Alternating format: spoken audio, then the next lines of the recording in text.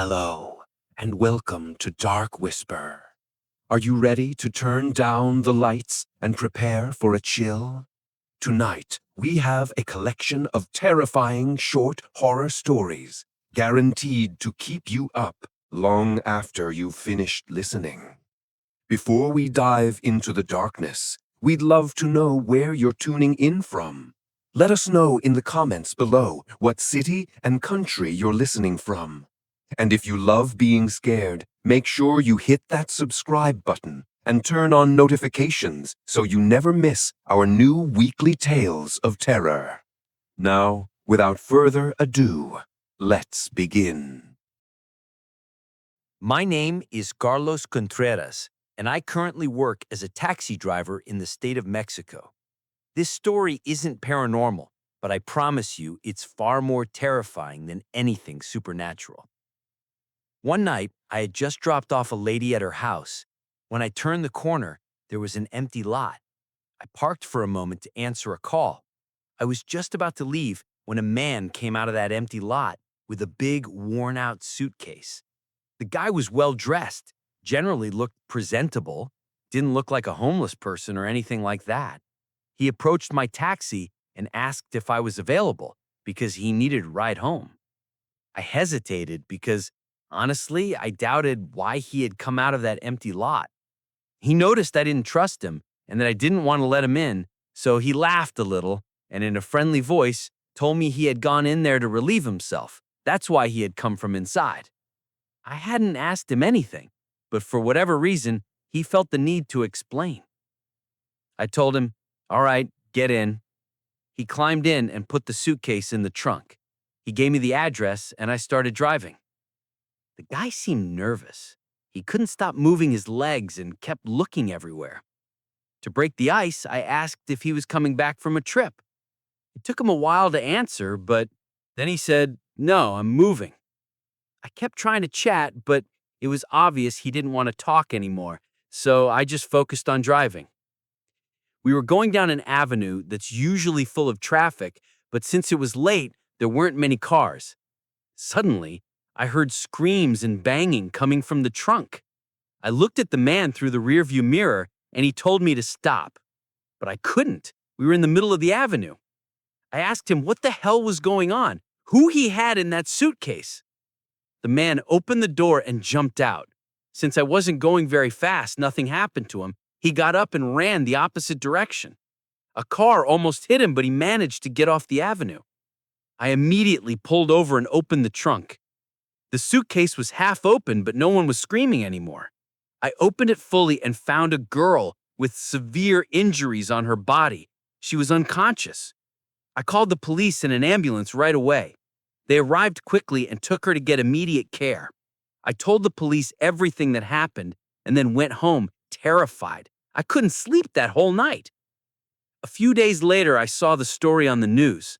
The girl had told police that the man was her ex-boyfriend. He had tricked her into going to that empty lot, and he had tried to take her life, but didn't realize she was still alive when he stuffed her into the suitcase. The man was still on the run, but a few days later, they found him in Jalisco. Now he's behind bars. Like I said, this wasn't paranormal, but for me, things like this happening every day are far more terrifying. My name is Juan. I live in Hermosillo, and I've been a taxi driver for several years now. What I'm about to tell you isn't paranormal or supernatural. At least, that's what I want to believe. But to this day, I still don't have an explanation for what happened. It was around 10 p.m. I was finishing my shift when a young woman waved me down. She looked normal, maybe around 25 or 26 years old. She got into the taxi and gave me an address. But before I started driving, she said something strange. "I'm going to visit my dad." I didn't pay much attention to it. During the entire ride, she stayed quiet, looking down as if she had been crying or was very sad. Every now and then I would glance at her in the mirror, and she never took her eyes off her hands. When we arrived, I realized the address she had given me was the local cemetery. I told her, "Miss, the cemetery is closed at this hour." But she insisted, "It doesn't matter. I'm just going to see my dad." She paid me, got out of the taxi, and walked slowly toward the gate. It was dark, but I saw her silhouette disappear between the tombs. Something about it felt wrong, but I didn't see anyone else around, so eventually I drove away. The next day, while scrolling through Facebook, I saw her picture. The headline said she had been found dead at her home and that she had died more than 24 hours before. When I checked the date and time the family had posted the announcement, something cold ran through my body. According to the medical report they published, she had passed away long before the night I picked her up. People in the comments wrote that she had been struggling with depression ever since her father died, that she constantly said she wanted to go be with him. That night, I guess, she finally did. I know what I saw. I talked to her. I drove her. She sat in my taxi. But the girl I took to the cemetery had already died the day before. My name is Juan, and this happened a few years ago in the state of Sonora. I'm a taxi driver, and although I've had my share of scary nights, nothing compares to what I lived that day. I swear this was real, no exaggerations. It's the closest I've ever been to dying. It was around 9:30 p.m. when two men dressed completely in black flagged me down. They didn't look drunk or high. They looked serious and dangerous. One of them leaned in and asked if I could take them outside the city toward a rural area. I didn't like the idea, but they got in anyway. One in the front and one in the back. A few minutes into the trip, the man in front received a call. He answered and said, "Yes, we're bringing one. Don't start without us." When he said that, my stomach dropped. I tried to discreetly answer a call from my wife to let her know something was wrong. But before I could speak, the guy in the back grabbed my phone out of my hands and shouted, "Don't even think about calling anyone." He pulled out a knife and pressed it against my ribs. They forced me to take a dirt road deep into the hills. After about 20 minutes, we reached an old, abandoned 3-story house.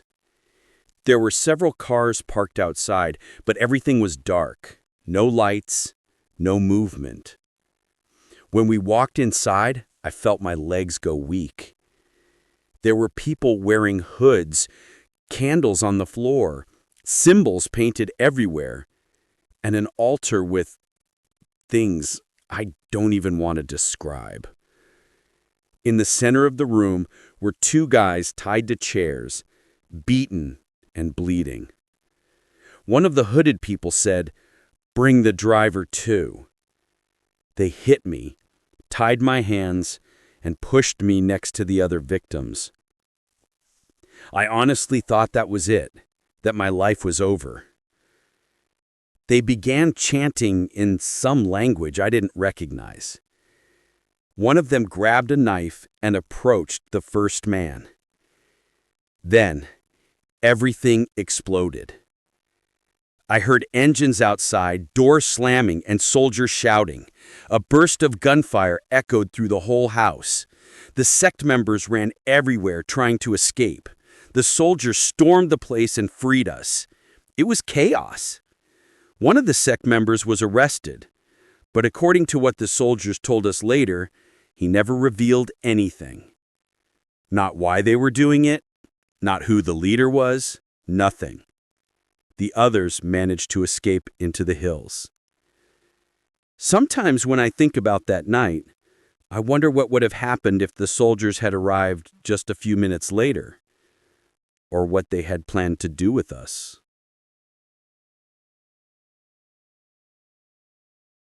My name is Pedro, and I've been a taxi driver for more than 15 years. I've seen strange things, scary things, dangerous things, but nothing ever marked me like what happened with that woman. It was around 6 p.m. when an older lady, maybe around 60 or so, flagged me down. She didn't seem dangerous, just quiet, serious, very stiff in the way she moved. She gave me an address and didn't say another word during the whole ride. When we arrived, she paid, got out of the taxi, and walked away. Everything seemed normal, until a few minutes later, I heard a baby crying. It was coming from inside the taxi. At first I freaked out, thinking maybe the woman had left the baby behind, but the sound was coming from under the passenger seat. When I reached down, I found a bundle wrapped in black and red cloth. My heart dropped. I unwrapped it, and inside was a dead bird, completely rotten, full of maggots. And the moment I opened it, the crying stopped. I felt sick.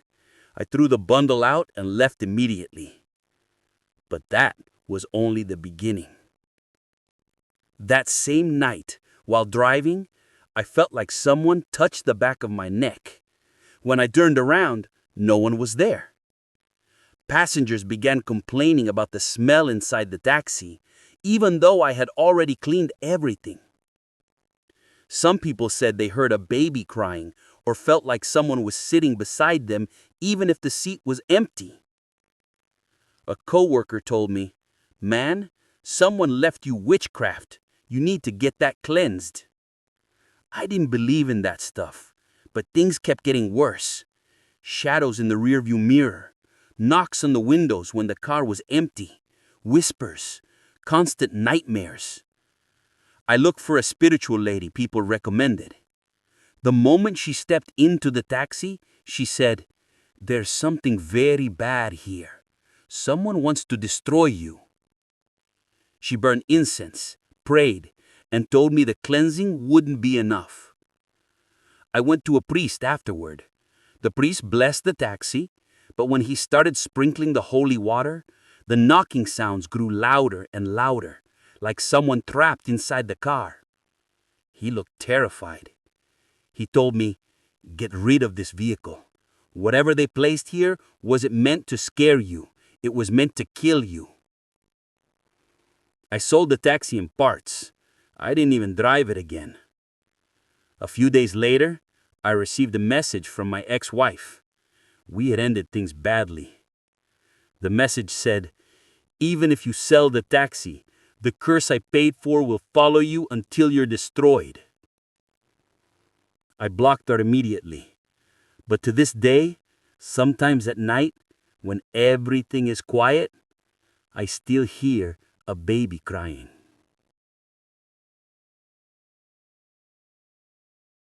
My name is Roberto. I'm from Sinaloa, and I've been a taxi driver for many years. What I'm about to tell you still makes my skin crawl every time I remember it.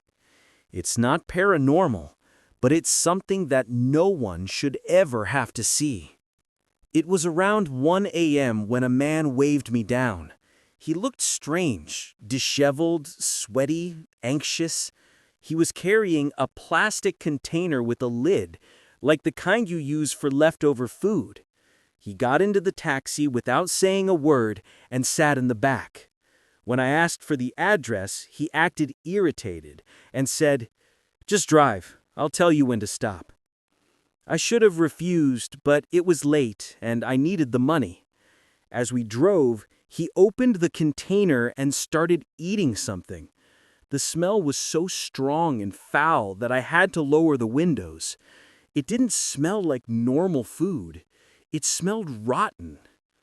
At one point, he started laughing quietly to himself. I asked him if everything was okay, but he didn't answer.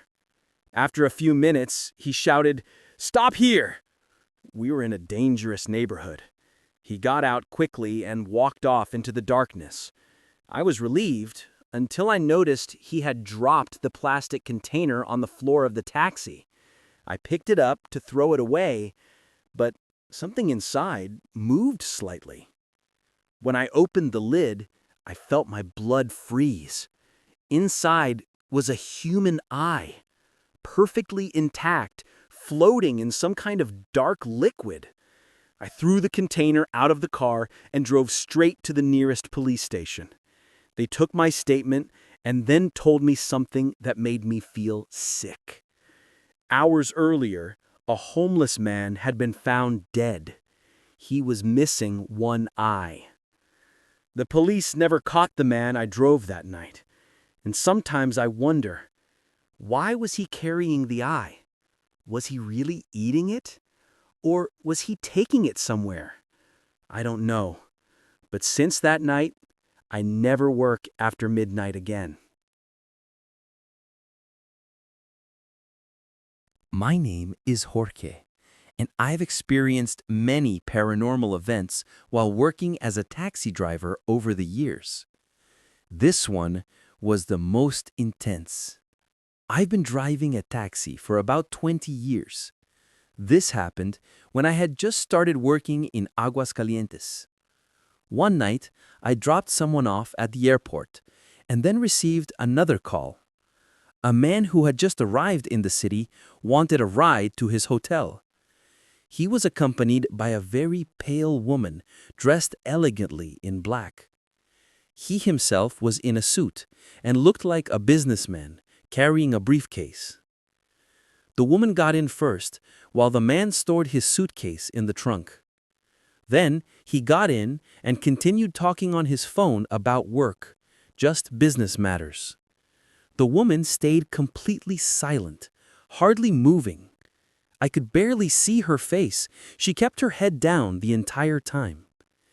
The man ended his call and asked how much longer it would take to get to the hotel. He had a business dinner at 8 p.m. and wanted to arrive on time. I told him we were almost there.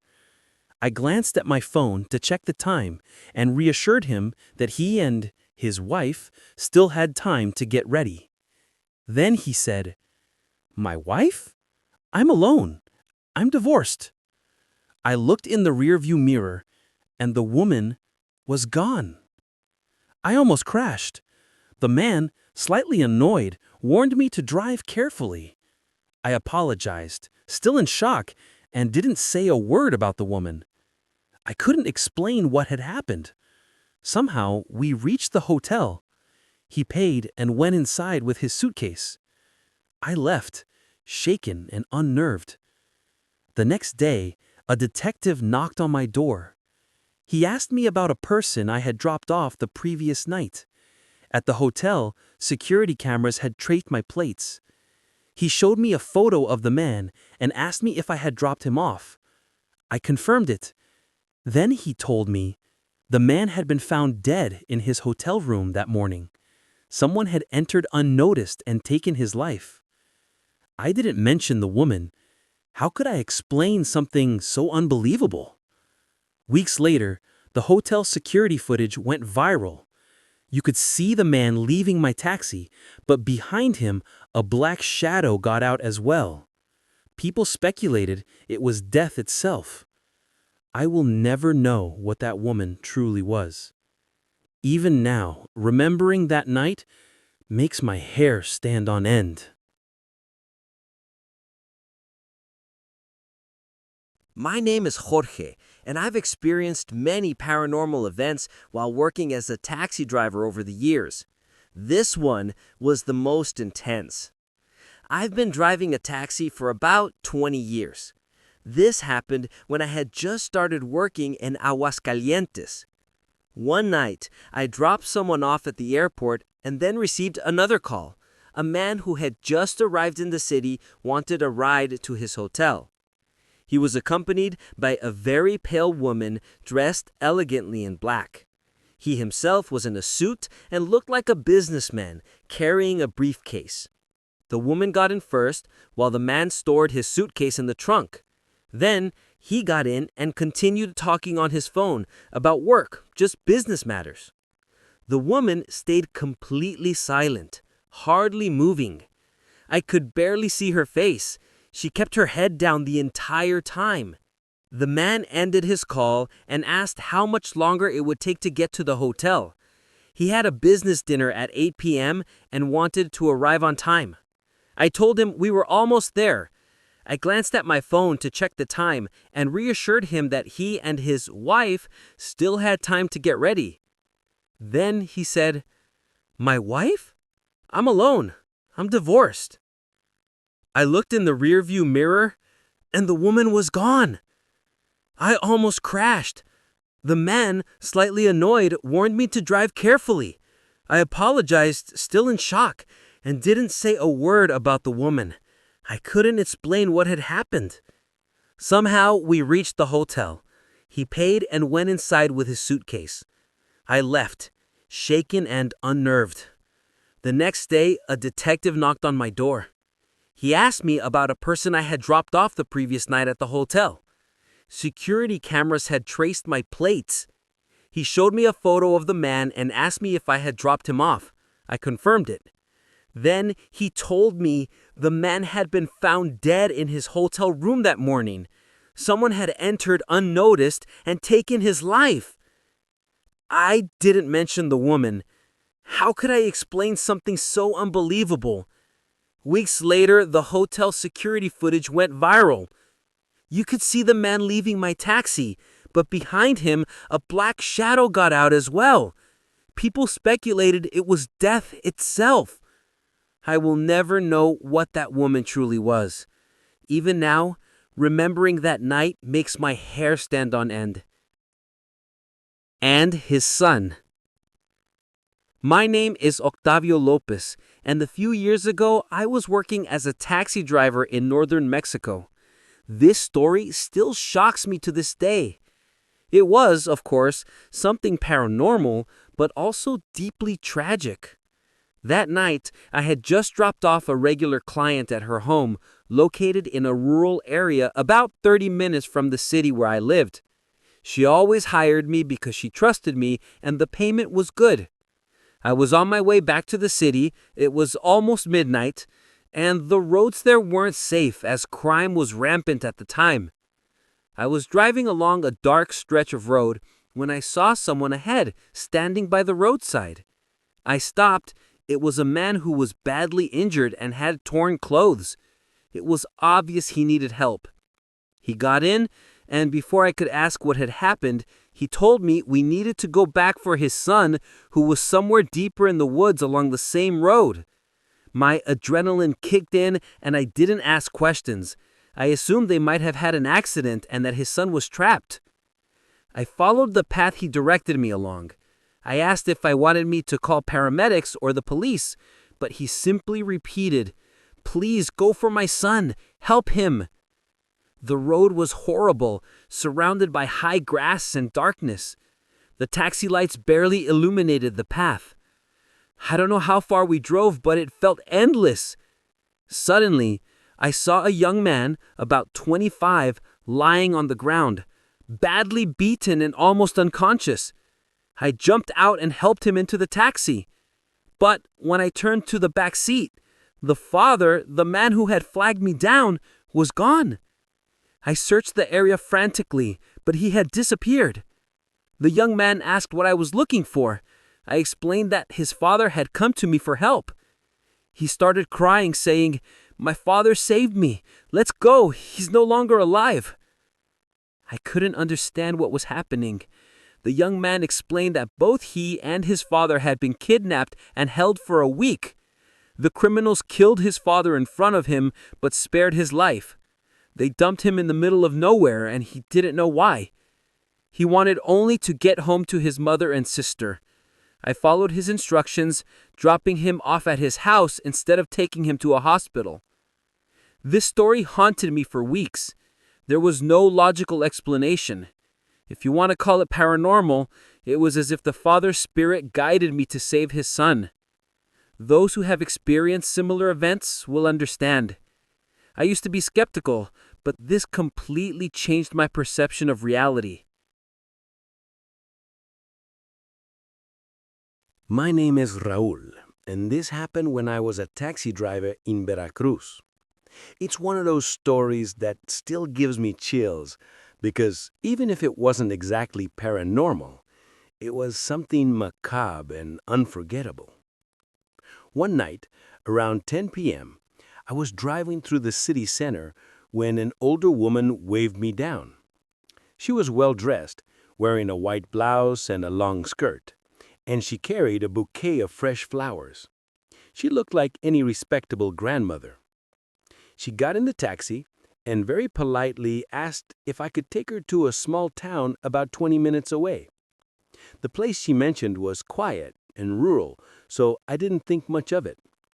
She spoke calmly during the ride, asking about my family, my work, and if things were dangerous in the area. She seemed kind and warm.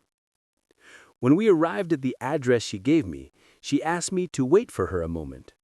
She said she needed to leave the flowers for a loved one. I thought she meant a house or a small shrine. But the place she directed me to was a cemetery. The entire area was dark except for a single dim streetlight. The old woman walked slowly between the graves until she disappeared behind the mausoleums. I waited.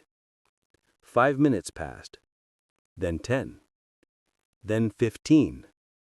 I got out with my flashlight and, feeling uneasy, walked into the cemetery. I called out for her several times, but heard nothing. Finally, I reached the back of the cemetery. There, on top of a grave, was the bouquet of flowers she had been carrying, fresh, arranged, and recently placed. But the woman was nowhere, and the name on the grave froze me.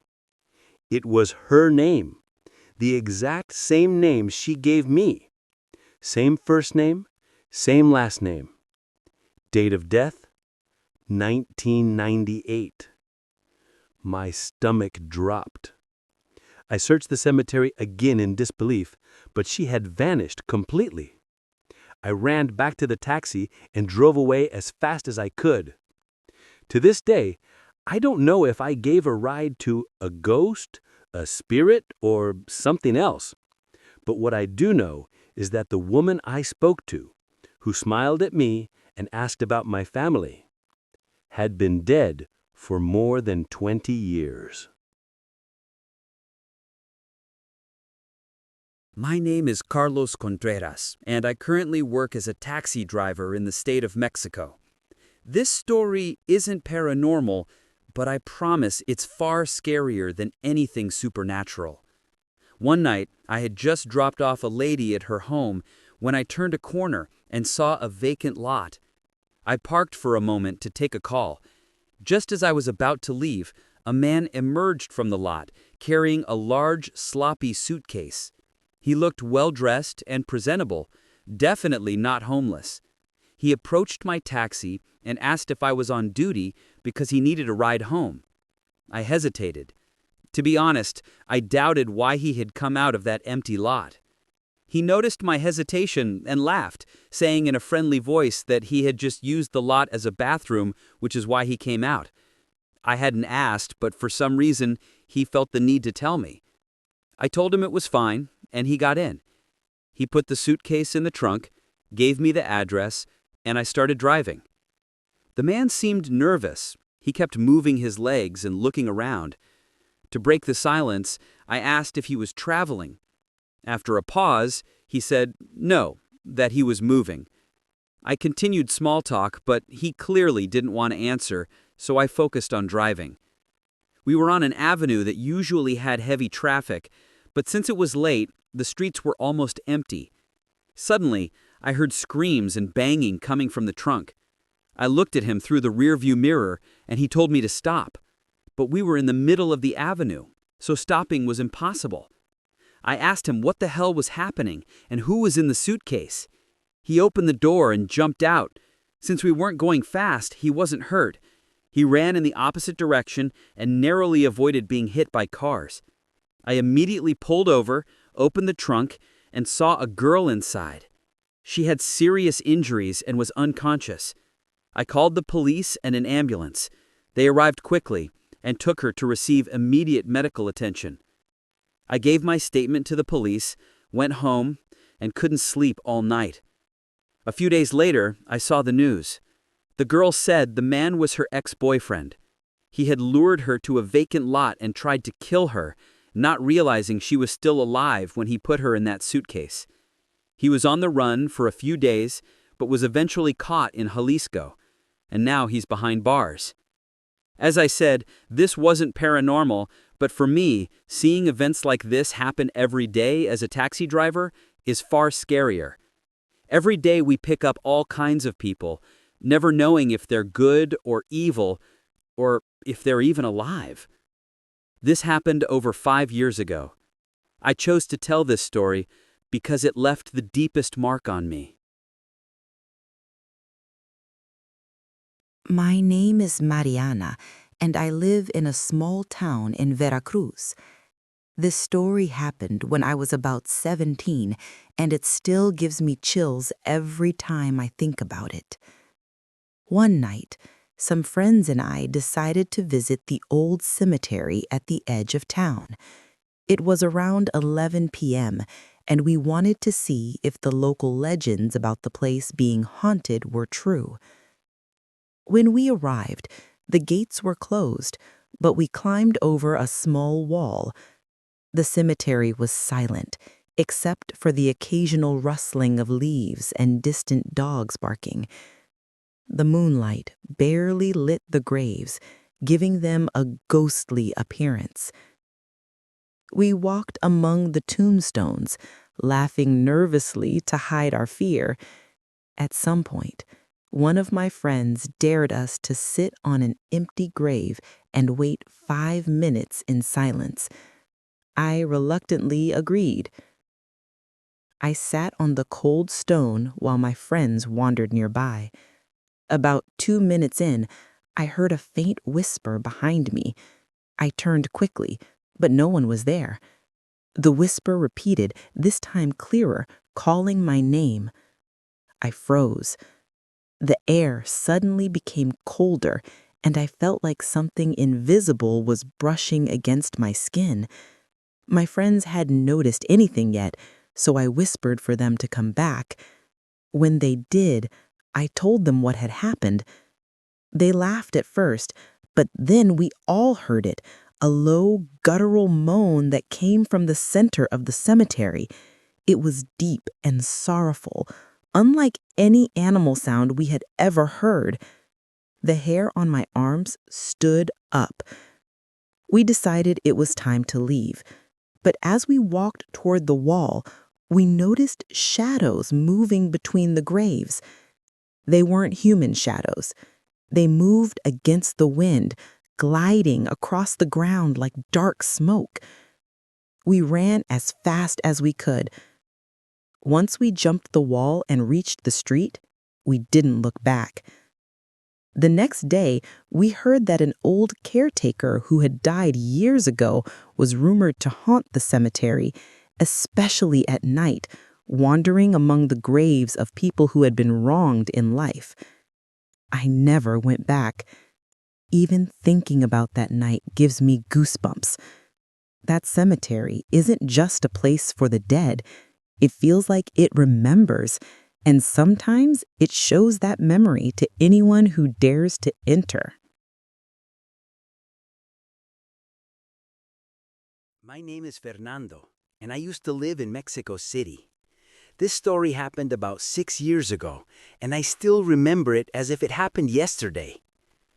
It was a rainy evening, and I was working late at my office.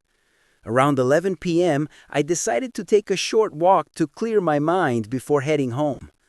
I live on the 3rd floor of an apartment building, and the hallway was dimly lit with only a few flickering lights.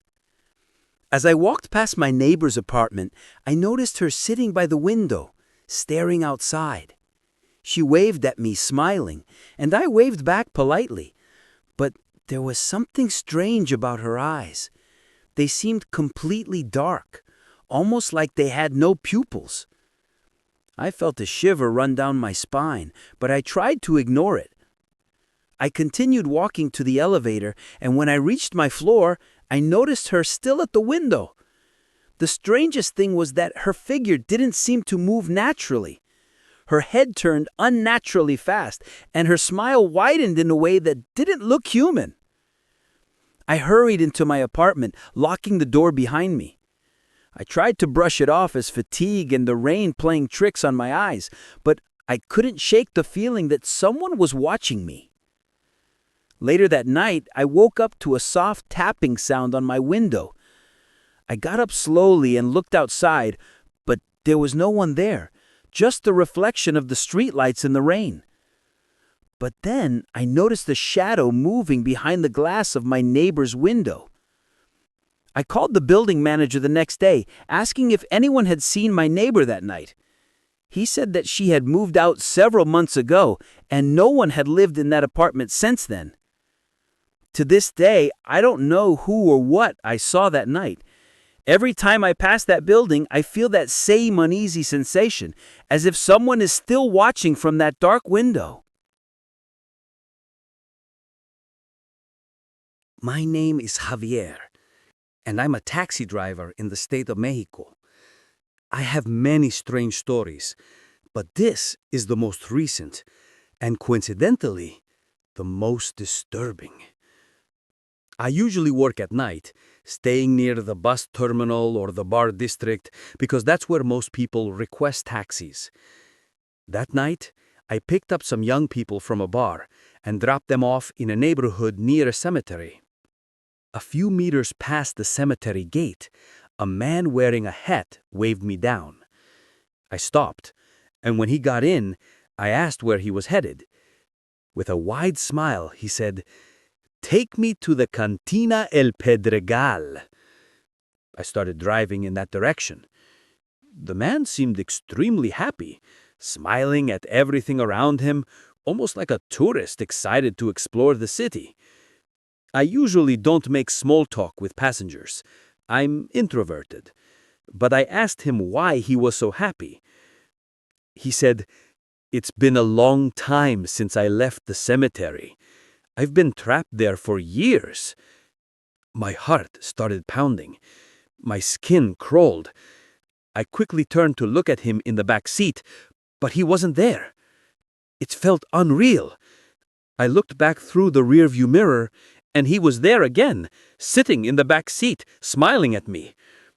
I slammed the brakes in shock, nearly causing an accident.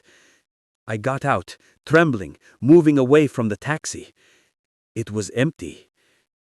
I was so scared I didn't want to drive anymore.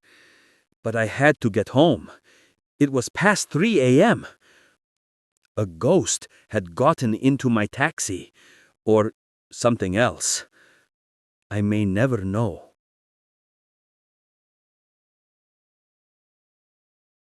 I live in Veracruz, Mexico, and I've been a taxi driver for many years. Over that time, I've had all kinds of experiences, some linked to crime, others paranormal. But the one I'm about to tell you is the most disturbing. It was around 2 a.m., and I was driving through a very poor neighborhood. The streetlights were sparse. Suddenly, I saw an elderly woman running toward my taxi, signaling me to stop. I pulled over. The woman was crying, desperate, and appeared extremely anxious. I asked if she was okay, but she immediately got in. My first thought was that maybe someone was following her, but that wasn't the case. She said, "Drive me to the cemetery. My little daughter is lost, crying there. I need to find her." I felt very uncomfortable. First, because I couldn't understand how she could hear a child crying from so far away. Second, because it seemed impossible that someone her age could have a small child. I didn't know what to do. I tried to calm her and asked if she had a relative's number so we could call for help. She said no. Her son wouldn't answer, and he never wanted to help her. She gave me the number anyway. I tried calling, but no one answered. We arrived at the cemetery, but it was closed. She got out almost running and climbed through a broken fence. I wanted to leave, but my conscience didn't allow me. I stayed, trying to call her son, because I was sure she wasn't well. Then what terrified me was seeing her walking outside holding the hand of what appeared to be a little girl. From the distance and darkness, I could barely see, but I was almost certain it was the silhouette of a young child. I quickly drove away. I didn't want to wait to see more. I was extremely scared. What child would be in a cemetery at that hour? I knew this wasn't from this world, and I didn't want to find out. The next morning, I saw that her son had called many times. I called him back, and he immediately asked who I was and why I called so much in the early hours. I explained everything. He scolded me for leaving his mother at the cemetery.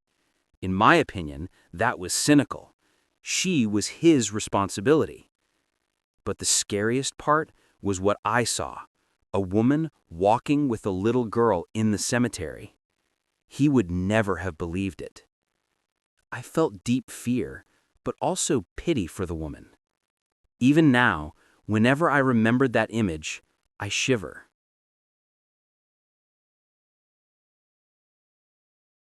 I live in a small town near the mountains. I usually go running early in the morning before sunrise to avoid people. One day, around 5 a.m., I was running along a dirt path when I saw a man dressed entirely in black, standing motionless by the edge of the path. At first, I thought it was just a jogger who got up early, but something about him didn't feel right. He wasn't moving, and he was staring at the mountains like he was waiting for something, or someone. As I got closer, I noticed he had a large black dog with him. The dog didn't have a collar, and it didn't make a sound. The man didn't say anything, just looked at me as I passed. I tried to ignore him, but I felt a chill run down my spine. Later that week, I told a friend about it. He told me that years ago, there were several reports in the area of a man in black appearing with a dog at sunrise. People said he was a harbinger of accidents or misfortune. I laughed nervously, but deep down, I felt uneasy. A few days later, as I ran again on the same path, I saw the man in black again, in the same place, same posture, same silent dog. I stopped running for a moment, and when I looked closer, I realized he wasn't entirely human. His eyes were dark voids, and the dog's gaze seemed to follow me with intelligence. I immediately ran home. I didn't look back, but I could feel that presence watching me. Since then, I've changed my route and my schedule. I don't run at dawn anymore. Even now, months later, when I pass that area, I still feel the gaze of the man in black and his dog. It's as if they never leave. I live in Veracruz, Mexico, and I've been a taxi driver for many years. This is my job, and I really enjoy it. But sometimes you encounter things you can't explain. One night in 2014, I had an experience I'll never forget. I had just dropped off a passenger at an event hall. It was around 10 p.m., and next to the hall was a large empty lot. After dropping her off, I stopped for a few seconds to put some money in my wallet. As I was about to leave, I saw a man come out of that empty lot. He had a dog on a leash and was running to catch up with me, signaling for me to stop. At first, I thought maybe he had just brought his dog there to relieve itself, so I didn't panic. but there was something odd about him. He was dressed completely in black, and he wore a cloak that covered his head. His dog was large and imposing. He approached and asked me if I allowed pets in the taxi. I said yes because I've always liked animals, especially dogs. When they got in, the man gave me the address of his home, and I started driving. A few minutes later, while checking the rearview mirror, I noticed the dog staring at me, but its eyes weren't normal. They seemed almost human, with a fixed, penetrating gaze and a red tint. I turned away because I felt deeply disturbed. The man began laughing uncontrollably, like he was insane. I looked to see what was causing it, but he wasn't holding a phone or anything. The dog continued staring at me intently. The whole atmosphere was extremely strange, dark, and eerie. The man's laughter was terrifying, but what scared me most was when I looked back at the mirror and saw the dog smiling at me, like a human. An evil, disturbing smile, with red eyes staring without blinking. I almost crashed. I feared telling the man to get out, worried he might do something to me. Throughout the ride, he seemed to be laughing at my fear, and the dog's presence made everything worse. Before they got out, I noticed something horrifying. The dog had a pentagram cut into its belly, and the man had a matching symbol on his forehead. He had been wearing the cloak, so I hadn't noticed before. When we arrived, they got out. The man asked if I would come to his house to get the money. I said I could wait, but he insisted on going inside immediately. Once they left, I felt an enormous relief and drove straight home. Later, talking it over with my wife, we concluded that the man belonged to some kind of satanic cult and that something terrible had been done to the dog, which explained its disturbing behavior. Truly, nothing is more terrifying than seeing an animal act like a human in such a disturbing way. I still feel a deep fear thinking about that night. I'm from Mérida, Yucatan, and I've been driving a taxi for more than 15 years. Over time, I've learned that at night, people aren't always what they seem. One night in 2015, I had an experience that left me shaken for months. It was around 11 p.m., and I received a call to pick up a man at the cemetery. At first, I thought it was strange because most people leave the cemetery before nightfall. But I needed the fare, so I went. When I arrived, the cemetery was completely silent, except for a cold wind that made the trees creak. The man was standing at the entrance. He was tall, very thin, and wore a black suit that looked old-fashioned. His face was pale, and he didn't seem to blink. He got in silently and told me the address in a low, raspy voice. I felt an immediate chill, as if the temperature inside the car had dropped. I started driving, but I couldn't shake the feeling that he wasn't entirely human. As I approached a curve on a lonely street, he turned slowly toward me and said, "Do you see them?" I looked at him, confused, and he pointed to the cemetery. I glanced at it and saw shadowy figures moving among the graves. At first I thought it was my imagination, but they seemed to be watching me. The man smiled, and it wasn't a friendly smile. It was cruel, almost inhuman.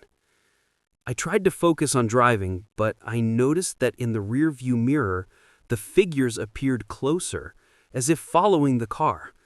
My heart was pounding. Finally, we arrived at his destination, a dark, abandoned house. He paid me without saying a word and stepped out. Before closing the door, he whispered, "They'll wait for you." Then he disappeared inside. I drove away quickly and didn't look back. Even days later, I would see the same shadows in my dreams. I realized that some people, or entities, shouldn't be followed or questioned. That night taught me to respect the boundaries between the living and the dead.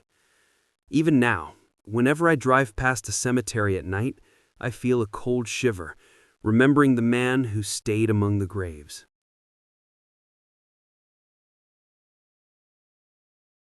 My name is Alejandro, and I've been a taxi driver in Veracruz for over 12 years. Over time, I've encountered people from all walks of life, but one experience still haunts me to this day. It happened in 2014. It was a rainy night, and I had just finished dropping off a passenger. I was driving slowly, trying to decide whether to head home or wait for another fare, when a woman suddenly appeared at the side of the road. She looked very old, probably in her late 60s, and she was dressed entirely in black. I stopped and asked if she needed a ride. She got in without saying a word, her eyes fixed on the floor. I asked her where she wanted to go, and she whispered, "Take me home, but hurry." Her voice was weak yet urgent. As I drove, I noticed strange shadows flickering outside the car. At first, I thought it was just the reflection of the streetlights on the wet pavement, but soon I realized that the shadows were moving with the car. I felt a chill run down my spine. Then she began to whisper things, secrets, things no one should know. She spoke of people long gone, places that no longer existed, and events that had happened decades ago. Her voice was soft but urgent, and the words were impossible to understand fully. I tried to ask her what she meant, but she only shook her head. When we arrived at her address, a deserted house at the edge of the city, she got out silently. I waited, worried for her, but she had vanished before I could even step out of the taxi. The next day, I learned from neighbors that the house had been abandoned for over 20 years. No one had lived there for decades, and no one had been seen coming or going. It was as if she had appeared from another time, another reality. Even now, I remember her whispers. They were not just words, they were warnings, glimpses of things beyond the normal world. That night, I understood that the line between life and death is sometimes thinner than we think, and that some souls are lost, wandering, trying to communicate with the living. My name is Javier, and I am a taxi driver in the state of Mexico. Over the years, I've experienced many strange events while working, but nothing compares to what happened one night that still terrifies me. It was around 1 a.m., and I was heading home after a long shift. Suddenly, I saw a man waving at me from the sidewalk. I thought it was strange for someone to be out so late, but I stopped anyway. The man got into the back seat and handed me a disposable plate of food. He asked if it was okay to eat in the taxi. I said yes, just don't spill anything on the seats. As we drove, I noticed the smell of the food was terrible. After a few minutes, curiosity got the better of me, and I opened the plate to see what was inside. What I saw made me almost vomit. Inside the plate was a human eye. I dropped it in shock, and it rolled onto the floor. My heart was racing. I had clearly heard baby-like cries coming from that package, but it was not a baby at all. I was completely terrified. I immediately ran inside my house and alerted my girlfriend. We didn't know what to do, but she insisted we call the police. They arrived within minutes, took the plate as evidence, and after taking my statement, told me that just hours earlier, authorities had found the body of a homeless man in the city center, missing parts of its body, including an eye. They warned me to stay alert. I was terrified, and after that, my girlfriend and I decided to move to another city for a few months. To this day, I still don't know exactly who left that plate in my taxi or why, but I am certain it was connected to that gruesome crime. Working as a taxi driver exposes you to many risks, but nothing prepared me for something this disturbing. That night changed my perspective forever. I realized that some people are capable of unimaginable evil, and sometimes you unknowingly become part of it.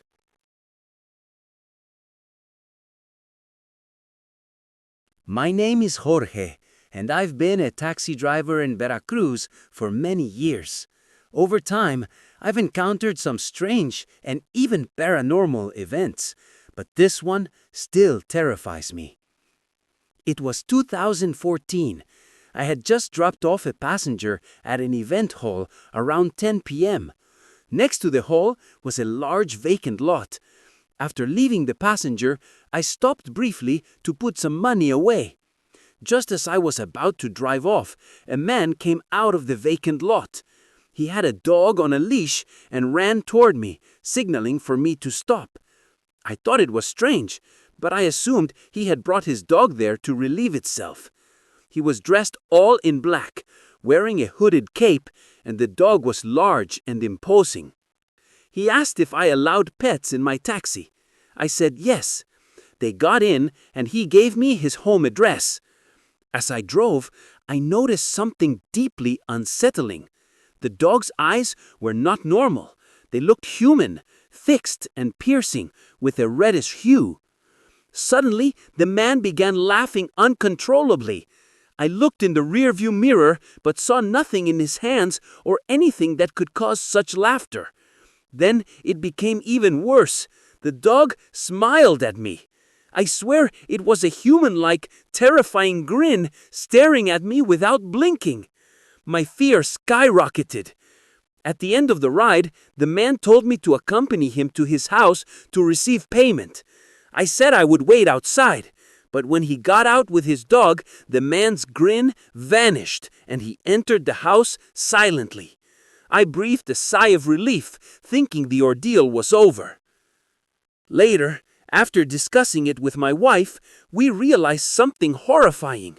Both the man and the dog had pentagram-like cuts on their bodies, suggesting involvement in a satanic cult. That night remains one of the most disturbing experiences of my life. I realized just how unpredictable and dark the world can be, and that, as a taxi driver, you never know what or who you might pick up. Hello everyone, my name is Marco, and I'm from Colombia, Bogota. I want to share a story that happened over 10 years ago when I was a taxi driver in Bogota. I swear on my late mother's memory that this is completely true.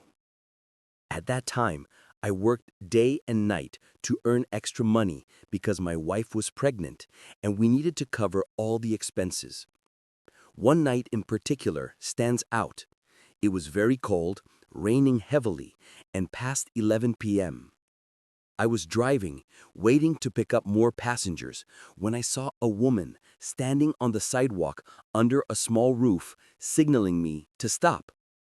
Although I was off duty, I felt compelled to pick her up. She got in and took the back seat. She wore a veil covering her face, and I could barely see her in the rear view mirror. I asked where she wanted to go, but she didn't respond. I asked again, and she whispered, "To your house." I was terrified. When I turned to look at the back seat, she was gone.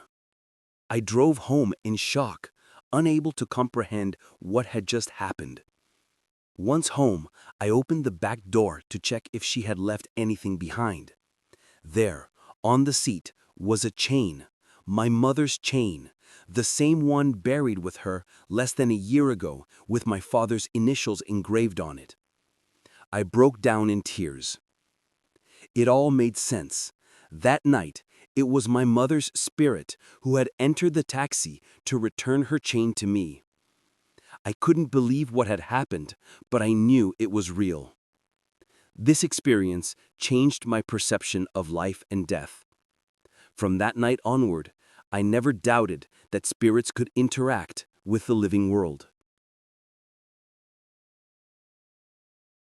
I am a taxi driver in Veracruz, Mexico, and I have been for many years. Over time, I've encountered many unusual and even dangerous situations, but this one stands out as the most disturbing paranormal experience I've ever had.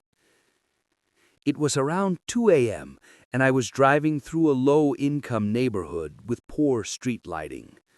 Suddenly, I saw an elderly woman running toward my taxi, signaling me to stop. I pulled over. She was crying, desperate, and seemed deeply anxious. She immediately got into the taxi and told me to drive to the cemetery. She claimed her little daughter was lost and crying there, and she needed to get to her. I was very uncomfortable. I doubted her mental state, first because how could she hear a child from that distance, and second because at her age it seemed impossible she would have a young child. Still, I followed her instructions, trying to calm her. She insisted I hurry. When we arrived, the cemetery was of course closed. She got out almost running and climbed through a broken fence. I wanted to leave, but my conscience didn't allow me. I tried calling her son to alert him, but she had told me he would never answer. Then I saw her walking toward the cemetery, holding the hand of what appeared to be a little girl. I could barely make out the silhouette in the dark, but I was certain it was a child. Terrified, I quickly drove away. I did not wait to see more. The next day, I received calls from the woman's son. He was surprised I had called, and when I explained everything, he seemed unconcerned, focusing on the fact that I had left his mother at the cemetery. I could tell he didn't believe me about seeing her with a little girl. Later, I discovered the tragic truth. The little girl she was holding had died 30 years ago. I realized I had encountered the spirit of the mother, still searching for her lost daughter. This experience terrified me, as I felt I was in the presence of something beyond the natural world. I learned that some spirits are guided by love and loss, unable to rest until their unfinished business is resolved. My name is Luis, and I've been a taxi driver in Sonora for years. In this job, you meet all kinds of people, but one night I experienced something that changed the way I see the world forever. It was around 1 a.m., and I was driving toward the outskirts of the city after dropping off a passenger. The road was practically deserted, dimly lit by a few scattered streetlights. Suddenly, I noticed a man standing on the side of the road with a large dog. He waved at me to stop. He was tall, dressed in black, and wearing a hood that partially covered his face. His dog was massive, like a mix between a wolf and a Great Dane. Its fur was coarse and black, and its eyes reflected a strange yellowish glow. The man asked if I allowed pets. I said yes, and they both got in the back seat. As soon as I started driving, the air inside the taxi turned heavy and cold. The dog stared directly at me through the mirror, and I felt an overwhelming sense of dread. Its gaze was not animal-like. It felt aware, intelligent, almost human. After a few minutes, the man began to laugh softly, a strange, guttural laugh that made my skin crawl. I asked if everything was all right, but he didn't answer. The dog growled, but not like a normal dog. It sounded almost like a whisper. When we arrived at the address he had given me, a house in complete darkness, the man leaned forward and said, "Thank you for the ride. You should never have looked at its eyes." I froze. He opened the door, and both he and the dog stepped out. As soon as they left the taxi, the temperature returned to normal. I drove away as fast as I could, feeling their gaze on me even after turning the corner. For days, I felt watched. At night, I heard strange scratching sounds near my house, and more than once I saw 2 glowing yellow eyes outside my window. I don't know who that man was or what the dog really was, but I am sure they were not normal. That night showed me that not all beings who walk among us are human. Some of them belong to something else, something dark. My name is Roberto, and I've been working as a taxi driver in Puebla for several years.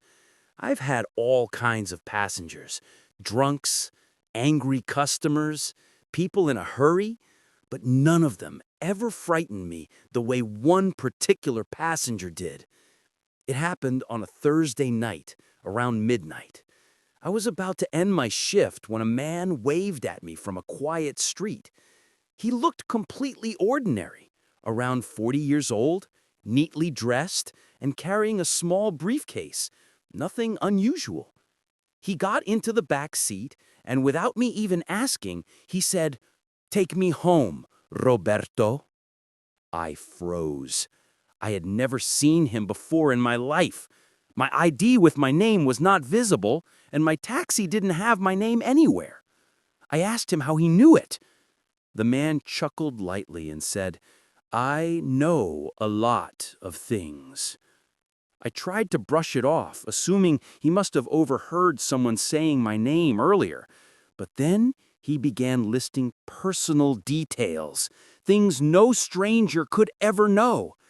He said my full name, my wife's name, how old my son was, where he went to school, the street where my mother lived, and even the exact month my father had died.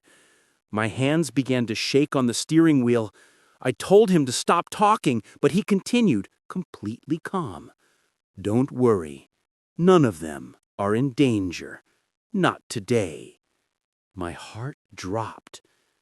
I decided to drive to a police station, but the man suddenly spoke in a cold, sharp voice. "If you turn there, something bad will happen. Keep going straight." It felt like he could see my every thought. I didn't know what to do, so I just kept driving, terrified. When we arrived at his destination, a small, dark house on the outskirts of the city, he leaned forward and whispered, "Forget this ride, Roberto. You don't want to remember me." He stepped out of the taxi. Before I could even blink, he was gone, vanished into thin air. No footsteps, no door opening, nothing. I drove away shaking, sweating, and barely able to breathe. I didn't sleep that night. To this day, I still don't know who or what that man was. A demon? A ghost? Something else? All I know is that sometimes strangers know more about us than we could ever imagine. And some of them aren't human.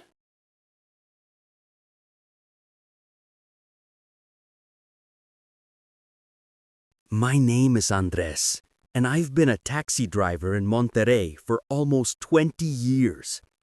I've had my share of strange passengers, but nothing compares to what I experienced one night in 2016. It was around 3 a.m. I was driving through a quiet industrial area when I saw a man standing under a streetlight. He raised his hand for me to stop. He was tall, with very pale skin, dressed in an old-fashioned black coat. He got in without saying a word. I asked him where he wanted to go, and he simply pointed forward. No address, no explanation. I tried again, but he didn't speak. He just stared at the road with a blank expression. As the taxi moved, I noticed something strange in the mirror. There was no shadow behind him. The streetlights illuminated the back seat, but there was nothing, just the empty seat outline, even though he was clearly sitting there. My heart started pounding. I looked again, thinking maybe it was just the angle. But no, he cast no shadow at all. Then he suddenly spoke. His voice was deep, distant, almost echoing. "You're afraid." I didn't answer. I just kept driving. A few minutes later, he leaned forward slightly, and in that same cold voice, he said, "Don't look at the mirror. You won't like what you see." Of course I looked. I couldn't help myself. The back seat in the reflection was completely empty. No man, no movement, nothing. But I felt him breathing behind me. I slammed the brakes, panicking, and turned around. The man was there, sitting calmly, looking directly at me with pitch-black eyes. He didn't blink. He didn't smile. He didn't even move. He just stared. In a trembling voice, I asked him what he wanted. He lifted one finger and pointed to a small hill nearby. I drove there as fast as I could, desperate to get him out of the taxi. When we arrived, he opened the door, stepped out, and before closing it, he whispered, "You never saw me." Then he walked toward the hill and vanished into the darkness. No footsteps, no sound, nothing. I sped away from that place and went straight home. I didn't work nights for months after that. Even now, when I drive at night, I avoid looking into the mirrors too long. I'm terrified that one day I'll see that empty back seat again, even if someone is sitting there.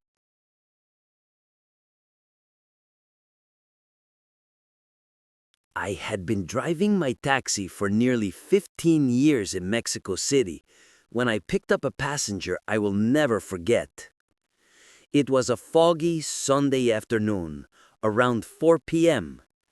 She was a young woman, dressed in a white dress, holding a small bouquet of flowers. Her eyes were sad, almost empty. "Can you take me to my funeral?" she asked calmly.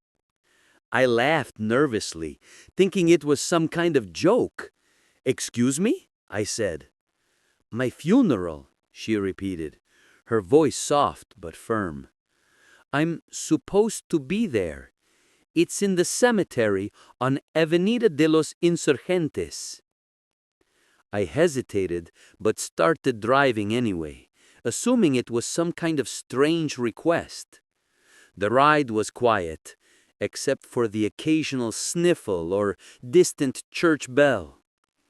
I tried talking, asking questions, but she didn't respond. She just stared out the window, clutching her flowers. When we arrived at the cemetery, she pointed to a small funeral gathering. A coffin was being lowered into the ground. Friends and family cried, wrapped in black. "Here," she said. I was stunned. I asked her, "But you're alive. How is this possible?" She looked at me and smiled faintly, a smile that made my skin crawl. "I'm already dead. I just didn't know it yet." I felt a chill run down my spine. She got out of the taxi and walked toward the coffin. Her feet didn't seem to touch the ground, or maybe I imagined it. When she reached the mourners, everyone turned toward her and then gasped. They didn't see her. They only saw the coffin. I blinked, and she was gone.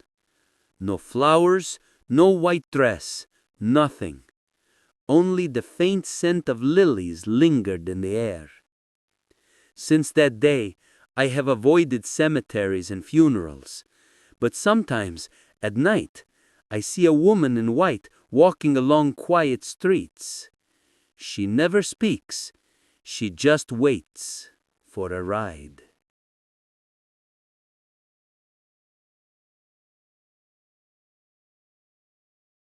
I was a traveling salesman, always on the road, and I had seen my fair share of strange things, but nothing compared to room 217 at the small hotel in Oaxaca.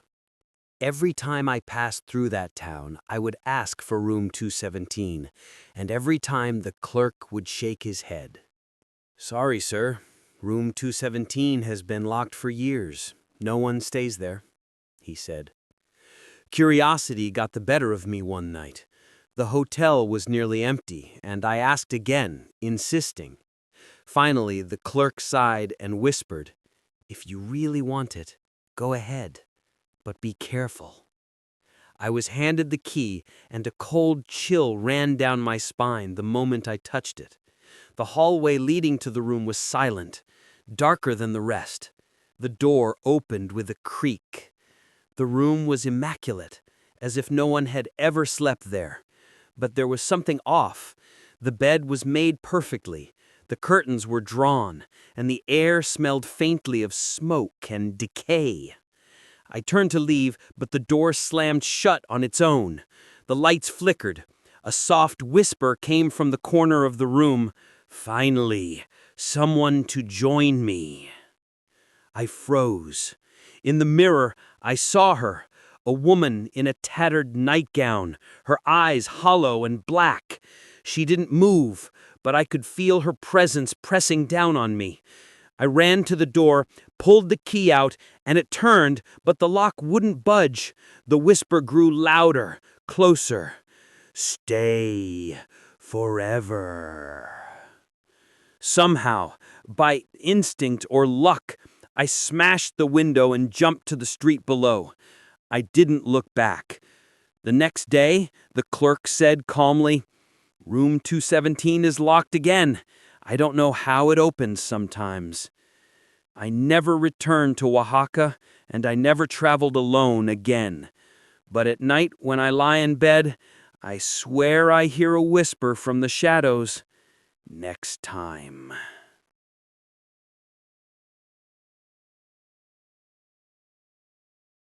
I loved photography. Capturing moments, freezing smiles was my passion. One rainy afternoon, I wandered into an old thrift shop and found a dusty, black and white photograph tucked behind a stack of books. It was of a family, smiling in front of a house I didn't recognize. But what caught my attention was the shadow in the back, an unnaturally dark figure looming behind them. Yet no one seemed to notice it. Curious, I bought the photo and brought it home. That night, as I developed some of my own photos in the darkroom, I glanced at the thrift shop photograph. The shadow seemed closer, taller. It felt as if it were moving toward the camera. I laughed nervously, convincing myself it was just my imagination. The next morning, I noticed something strange. In my own photos, a similar shadow appeared. At first faint, then clearer, standing behind friends, strangers, even strangers I had never photographed before. I tried throwing the photograph away, but it always returned to my apartment, face down on my desk, no matter what I did. One night, I woke to a soft scratching on the floor. In the dim light, I saw it.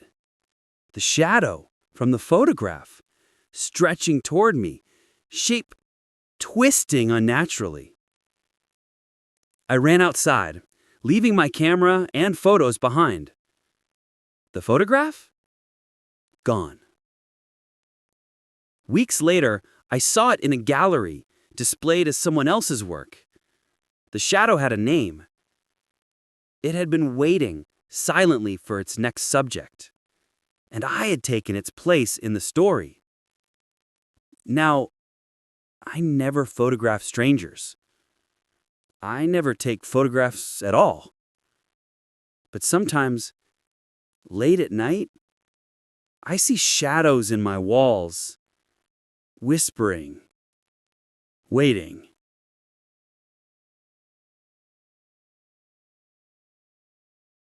When I moved into the old apartment, it seemed perfect, affordable, quiet, and with character. The wooden floors creaked in just the right way, the kind of charm I liked. The first week was normal, but then I started hearing it, a faint whisper coming from beneath the floorboards at night. At first I thought it was the wind, or maybe the building settling. The whispers became clearer over time. They weren't words at first, just murmurs. But then I began to recognize phrases, my name, calling me to come down, to look under. I tried ignoring it, laughing it off, but the voice grew persistent, more insistent, almost pleading. One night, I couldn't sleep. The whisper called louder than ever. Trembling, I knelt and pried up a loose floorboard. Beneath it, a small cavity. Nothing there, just dust, except for a notebook. I opened it. Inside were pages of detailed accounts of my life. Every thought I'd had, every secret, every fear. And on the last page, a single sentence written in jagged letters. I am waiting beneath the boards, always watching. You can't leave. I slammed the floorboard shut, heart racing. I tried to move out the next day, but the landlord refused. He insisted the apartment was mine now, no refunds. That night, the whispers returned, louder, closer. I swore I felt a cold hand on my ankle beneath the bed. I haven't touched the notebook again. I sleep with a light on, but I know the voice is still there, creeping beneath the floorboards, counting the hours until it calls me back. I picked up a fare on a rainy night, the streets slick and glowing with neon reflections. The passenger was a man in a soaked trench coat, face obscured by the hood. He didn't speak. He just slid into the back seat. "Where to?" I asked. No answer. I glanced in the rearview mirror. His eyes were fixed on me, unblinking. Chills ran down my spine. After a few minutes, I tried again. "Sir, I need a destination." Still nothing. I started driving slowly, trying to figure out what to do, when I noticed the city lights ahead, my usual route home, had stopped. I was on streets I didn't recognize. "Are you leading me somewhere?" I stammered. The rain pounded on the roof like a warning. Then his voice came, low and hollow. "I never leave." I froze. My hands gripped the wheel. "What do you mean?" He said, "I've been in your cab before. And before that, I ride, but I never get out. And neither do you." The lights outside warped, stretching and twisting. Every turn I took led me back to the same dark alley. Finally, I stopped. He didn't move, didn't speak. I dared to glance at him in the back. The hood was gone. His face, it was mine. The taxi meter spun wildly. I opened the door to flee, but the streets outside were endless, rain and shadows, no city in sight. And then I heard another car door, another me, another passenger, and the rain whispered, "You never leave." I haven't seen daylight since.